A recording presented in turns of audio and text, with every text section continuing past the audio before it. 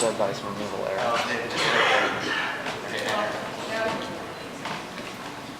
Hi, my name is Jada Maxey. This is my Vaz, and I'm a Joshi. We are a teammate sister. Briefly, we talked to our population. We couldn't get access to our population, so we went to counselors who work with our population, which is women who are homeless women with substance abuse issues, or who are pregnant. And they told us that there were two key problems here. They are experiencing crisis and have difficulty keeping track of their schedules, and also they have cell phones. So we took this opportunity to do an SMS reminder system that up here you will see our high fidelity prototype. Down in the bottom corner is something that we saw at the shelter, which the first two things on there are scheduling and time management. And these are things that they discuss in their house meetings. The next picture is a picture of our system that sends reminders to the women. Basically, the counselor sets up the woman's schedule for the week, can put in reminders of anything that she feels are important, as well as any sort of encouraging messages that she wants to send. We did an implementation of our system with two women for a week. We worked with counselors and with the women. The women were very excited about the system. They felt that it helped them to remember the things that they needed to remember. And they thought it would be really helpful, especially for some people that are in recovery. And my favorite quote was the one at the top, with the woman saying that she liked it. It was still her schedule, but it was someone giving her a message and letting her know that she needed to be there and she needed to do what she needed to do. And we were really excited about how it turned out, and would love to hopefully implement it, but we'll see.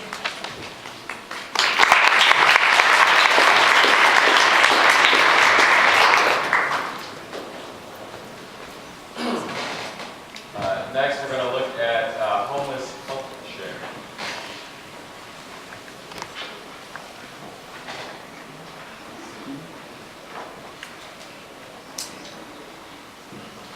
Hi, I'm James Pierce from Indiana University. This is my teammates, Jung-Young Kim and Ashley Engelhardt. Our team focused on healthcare, and one of our initial insights was that the homeless really rely on this distributed network of healthcare professionals that helps them track them in health services, treat them, and also follow through with them. And so what we found was that basically these people have trouble sort of aggregating and sharing health information and collecting it. And so we designed this very simple system that sort of aggregates and shares this information. This includes contact information, where people are staying, basic health information, are people taking their medications, are they not taking them, and also appointment reminders and things like that. And so it provides a variety of mechanisms that help aggregate and share this information. In doing so, we hope to sort of encourage effective and continuous health care and avoid sort of costly and ineffective emergency care, which is what these people are typically doing nowadays. So, thank you.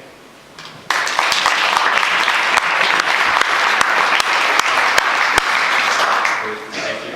Now we'll look at grocery rate. Good morning, everybody. I'm Rajasi Lady. My team, unfortunately, is not here. When we started our research, we realized that hunger and malnutrition are essential critical problems for the homeless, and the soup kitchens represent a primary source of food for the homeless. Also, the fact that these organizations do not receive sufficient donations which have nutritional value so that they can provide food for the homeless. So, revolving around these insights, we designed a device and a setting that could have an access to nutritional fresh food items as well as target the community. So GroceryMate is a grocery shopping assistance device that solicits food donations of nutritional items for the homeless, which are specific to the needs of the homeless. Also, the fact that it uses persuasive technology in order to solicit donations makes it more appealing to use, as well as it provides people with a way to find items in the grocery store.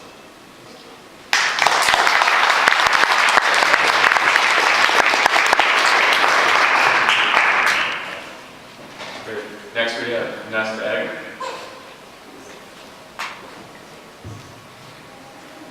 Hi, my name is Augusta. I've worked on this with Susan Coleman Morris, who unfortunately couldn't be here. During research, we found out that there's a lot of, on focus groups, a lot of homeless people said that one of their main concerns was financially, they weren't very financially aware and they needed assistance with that area. And that actually in the United States, there's a very large population of people, as we define as living on the edge, where one paycheck is homelessness. And their main problem, there's poor financial management skills. So we came up with a nest egg that looks something like that, about be this size, be a keychain, where you store your budget in there, and it also functions as a debit card. So as you purchase something, it automatically keep track of your budget, so that you're always aware of where you stand in your finances. Thank you.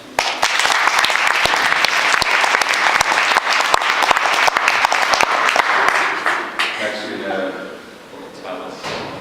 Quickly. Quickly. You get the next one to come up. Hi, we are Portalis from the School of Information, University of Michigan. I'm Satyen, Aisha, David, and two of our members are volunteering somewhere. Our issue shows that we realize that the most effective way for meeting the immediate needs of the homeless people is helping the case managers. We also realize that the biggest bottleneck in their process is actually finding domain-specific knowledge like legal, financial help. We realize through surveys that there is lots of knowledge distributed amongst people like you and me who can provide that knowledge to them.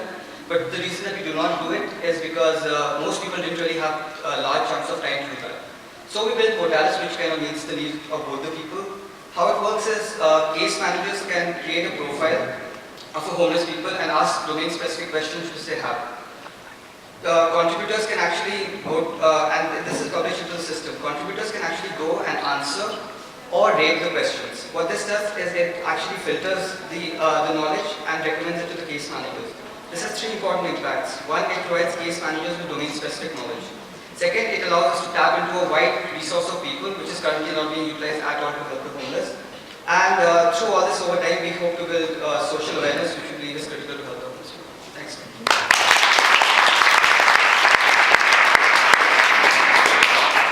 Next we have Confidence Camp.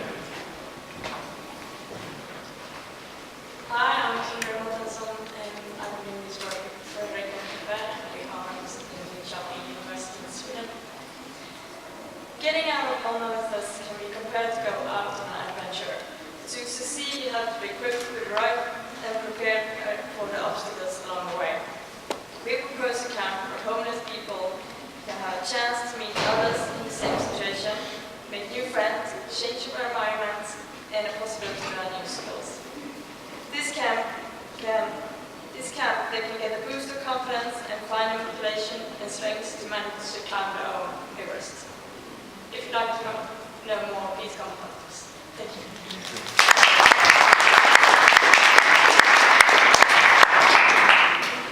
Next we have QR codes for the chronically homeless.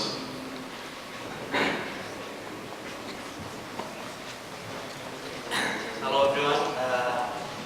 My name is Ahmad. This is my team user. I'm a coordinator from the School of Information, University of Michigan. The things that we find is that the homeless don't take their medication regularly, and then take the process will take a long time, and there's redundant information. Whenever they go, they have to give their information. So we come up with the idea of using the QR code, which is similar to the barcode, but it's two-dimensional codes, carry more data.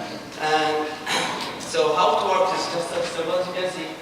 The caseworker can put the information in the form. They can print it in any color, anything they want. Store it in any fashion accessibility based on the homeless wish.